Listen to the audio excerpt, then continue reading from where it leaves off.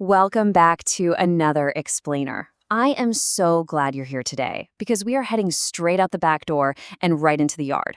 Today, we're going to act as your expert advisor to completely demystify the local deck building process. Now, if you live around the Middle Tennessee area, you already know that outdoor living isn't just a nice luxury, it's basically a way of life here. But actually taking that backyard project from a dream to reality, yeah, that can feel super overwhelming, right? Especially when you're not exactly sure where to start or, honestly, who you can trust. So we're going to hand you the exact blueprint you need to make sure your upcoming project in Williamson County is a total success. Let's get right into it. Here's the game plan for today's blueprint. First up, the Tennessee deck investment. Second, the local knowledge advantage. Third, Williamson County terrain challenges. Fourth, the 6 building phases. And finally, we will wrap up by breaking down deck costs. All right, let's kick things off with Section 1, the Tennessee deck investment. Picture that quintessential Tennessee backyard dream for a second. We're talking roll-in lots, gorgeous mature hardwoods giving you that perfect shade, and of course, those notoriously hot and humid Tennessee summers. The local environment makes a well-built deck an absolute essential outdoor living space. Now, when you weigh the return on investment, pouring a flat concrete patio might seem like the simpler route at first glance, but a custom deck actually yields a significantly higher ROI. Why? Because it uniquely adapts to our uneven terrain and physically extends your usable square footage in a way a concrete slab literally just can't do. So whether it's a simple, elegant ground-level platform right off your back door, or this massive raised structure stepping safely down a hillside, investing in this space fundamentally changes how you experience your home. Moving right along to Section 2, the local knowledge advantage. So think about this. Why does your builder's zip code actually matter? I mean, it's spring, the weather is warming up, and suddenly there is absolutely no shortage of out-of-town white vans rolling through Middle Tennessee offering these incredibly cheap rates. The temptation to just hire the cheapest available crew is so real. It is a story as old as time for homeowners, but we need to challenge that temptation right now, because the contractor you choose ultimately dictates your deck's lifespan. Consider those transient out-of-town crews for a second. The hidden pitfall here is that they are entirely unfamiliar with our specific local clay soil, and they really don't know the strict Williamson County inspection standards. And honestly, perhaps the scariest part, they tend to completely disappear when you need a warranty call 6 months down the line because a board started warping. Compare that to hiring a true local crew, like Franklin Deck Building Pros. They understand the exact soil conditions, they expertly navigate the local permit offices, and, here's the kicker, when you call them with an issue, a local person actually picks up the phone. They stick around and they know the codes inside and out. And speaking of protection, you've probably heard the terms bonded and insured tossed around. Let me tell you, these aren't just fancy marketing buzzwords. Think of this as your absolute safety net. If an accident happens on site, or if the work is left incomplete, being bonded and insured is that critical shield that protects your finances. Choosing bonded and insured pros prevents those devastating future repair headaches. You know, like an unpermitted deck suddenly pulling away from the side of your house after a heavy rainstorm? That kind of stuff constantly plagues homeowners who try to cut corners just to save a few bucks. Which brings us perfectly into Section 3, Williamson County Terrain Challenges. You see, our local geography directly influences the engineering and design of your deck project. It is absolutely not a one-size-fits-all situation. For example, if you live out in Brentwood, you're often dealing with these larger lots that really demand complex, multi-level builds to truly maximize the space.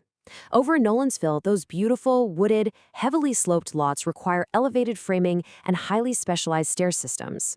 And here is a pretty wild detail. Just between West and East Franklin, the soil composition completely changes. Local builders know exactly which neighborhoods sit on heavy clay soil. Now, clay soil is incredibly dense and shifts constantly with moisture. That means your builder has to pour much deeper concrete footings to act as secure anchors. If those anchors are deep enough, your entire deck will sink or warp over time. Out-of-towners simply don't know that. So yeah, preparation absolutely matters. And that leads us right into Section 4, the 6 building phases. Let's walk step by step through the actual chronological construction process. Step 1 is site assessment and design. This is absolutely critical for sloped backyard lots because a builder has to precisely measure the grade to engineer proper load-bearing supports and then sketch a layout that matches both your budget and the county's setback requirements. Step 2 is permit pulling, which we'll dive into in just a sec. Phase 3 is footings and framing, pouring those deep concrete anchors and setting code-compliant joists. Phase 4 is laying the actual decking surface. Phase 5 brings the space to life with stairs, railings, and custom built-ins like benches or maybe a pergola.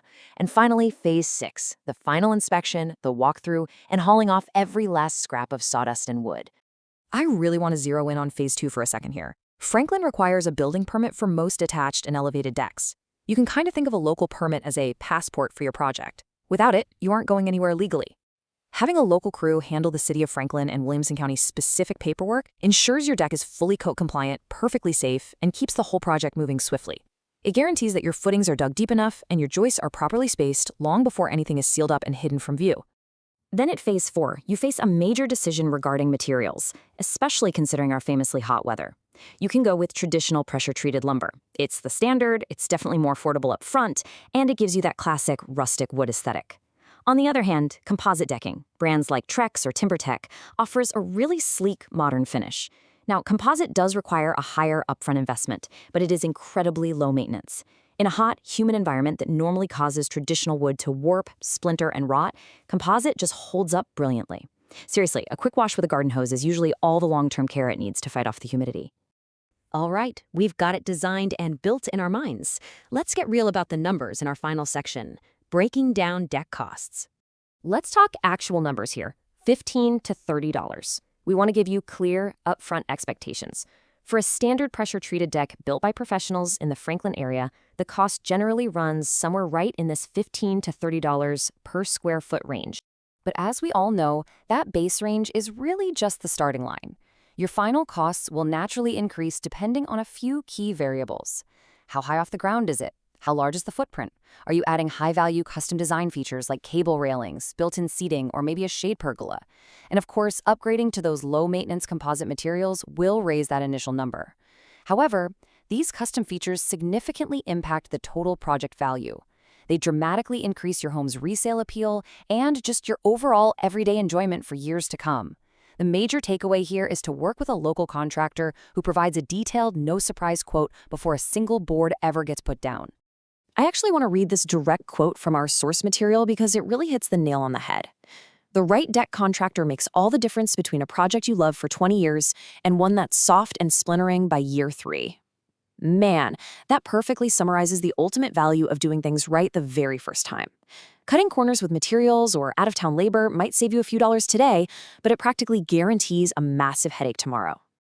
So, I'm going to leave you with this final thought to ponder as you start sketching out your backyard dreams. Will your new outdoor space be built to stand the test of time, or are you risking a totally unnecessary, costly teardown in just 3 short years? By understanding the local terrain, the absolute critical importance of permits, and the real value of a bonded local crew, you have the knowledge to make the right choice. The blueprint is right there in your hands, so who are you going to trust to build it? Thanks so much for hanging out with me on this explainer, and hey, happy building!